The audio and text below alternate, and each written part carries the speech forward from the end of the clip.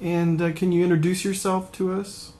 Sure, I am Jack Bennett. I am currently the chair of the English department at Sinclair Community College.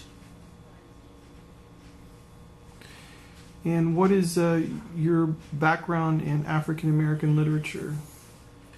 I've been teaching the African American literature class, which is titled Lit 236 here at Sinclair, since I've been here, so that's probably for the last 22 years.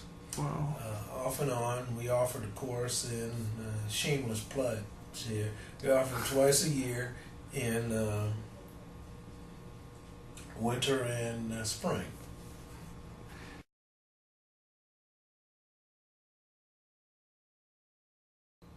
Can you give us your overview of what African American literature is, what it's about, and why it's important?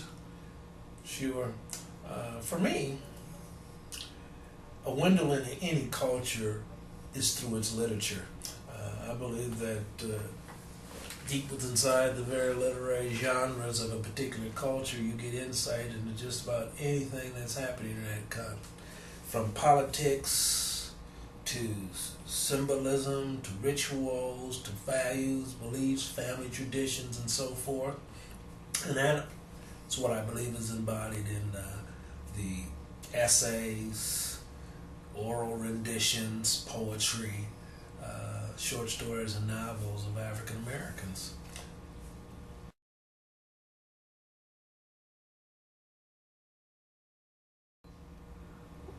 What could you tell us about Richard Wright, the author of the story that we're studying? I can tell you that he is my favorite African American writer. Oh, wow. Strangely enough, I'm sure you didn't know that, but I did not. he is my favorite. He's my favorite for many reasons, because I began reading some of his short stories first at a very young age. And I thought he wrote at a level that was extremely descriptive for a young reader. I think that he uses imagery perhaps better than any African American writer, at least that I know. He could tell you exactly how well that fly crawled up on the wall. He could tell you how it sounded when the legs of a fly hit every little crevice and crack as he scaled that wall. I think his wordsmithery, if that's a word, is tops, and that's what engaged me when I first began reading. I began reading a short story called The Kitten, and it was like many of his short stories, actually taken from a chapter of a larger piece. And The Kitten was a simple tale of a little boy whose father was trying to sleep, and he was playing with a kitten out in the yard.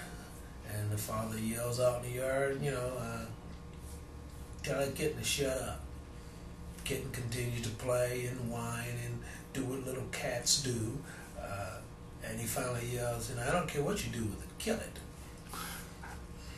To get back at his father, the boy actually kills the kitten.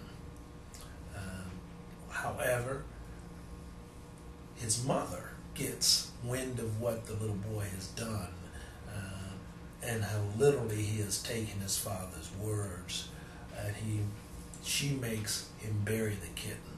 And the ritual of burying that kitten is perhaps the redemptive moment of the short story, that the boy is terrified, not of killing it, but of burying it. And then the ramifications of having taken the little kitten's life come to life to the boy in that moment.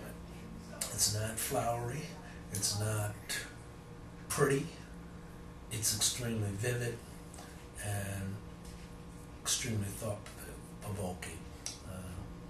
That's the work of Richard Wright. I believe he does something like that in almost every piece of work that he does. It's very reflective of what he would probably say an abusive life from childhood that he's had. Okay.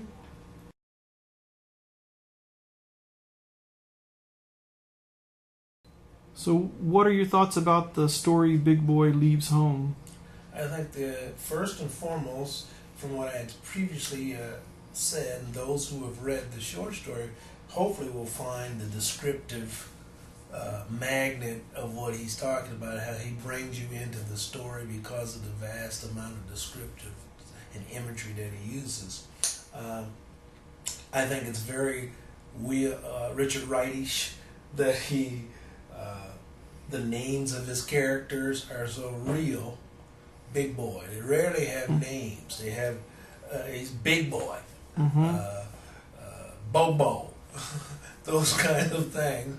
His name very well could have been Ralph or Franklin, but he's simply known as Big Boy. In many of his novels, we have names like Bigger Thomas and things like that. However, when I look at the story,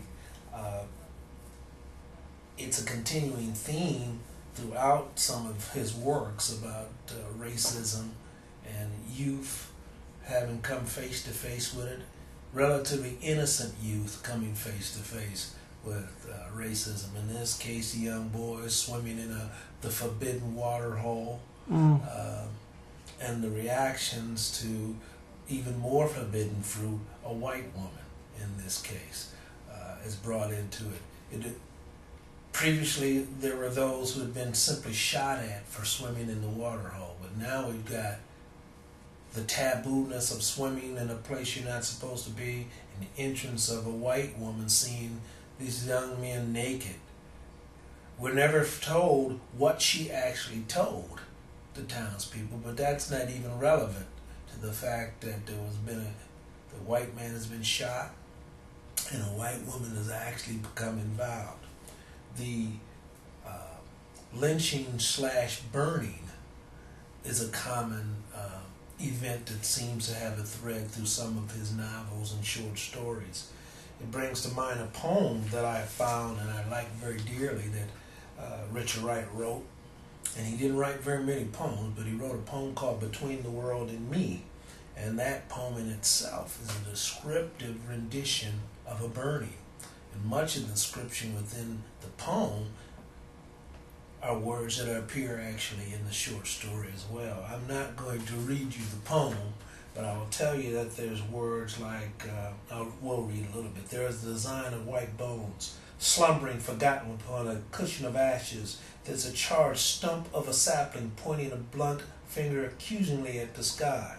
There's a torn tree limbs, tiny veins of burnt leaves, and a scorched coil of greasy hemp, a vacant shoe, an empty tie, a ripped shirt, a lonely hat, a pair of trousers stiff with black blood.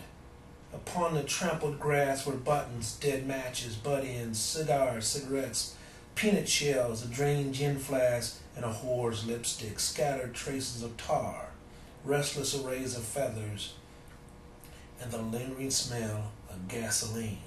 And through the morning air the sun poured yellow surprise into the eye sockets of a stony skull. He describes the area in which someone has stumbled upon a scene where there had been a burning.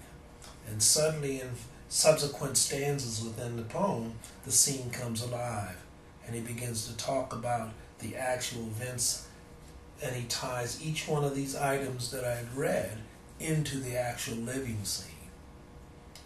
I see that also when Big Boy is actually watching the murder of his friend. Wow. He talks about women being spectators within the crowd and how nonchalantly it is, and we often think of this should be a terrifying event for someone to watch. And it's frolicky, it's entertainment, it's ritual, it's tradition that we do this. And that's the kind of environment that he paints in his imagery that, hey, this is the way we do things here. You're an outsider if you don't quite understand it. Okay.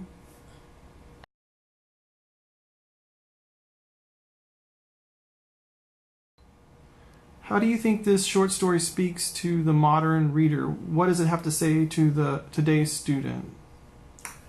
I'll go back to what I had said about literature in general being a window into the culture.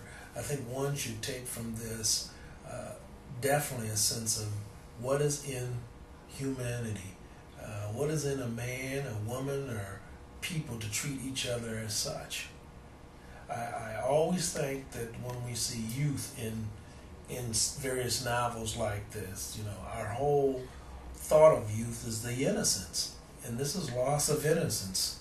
That racism itself, upon children, upon that adults put on children, should in itself be eye-opening. I always like, especially today's reader, if they look at something that this appeared to be in 1938, 40s, early 50s, somewhere in that time period. I hope it opens questions at what makes people do this to each other. And then at the same, look how far we've come, or have we come any further than this? Or do we just have different mechanisms of being evil to each other? This is what I think it speaks to. What is humanity? What is being human? Thank you.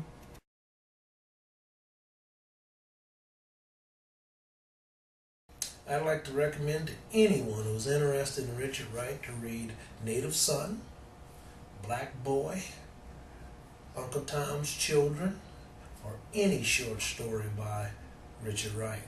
They will come out a winner because I think he is one of the greatest American writers that we've ever had. Great. Thank you very much.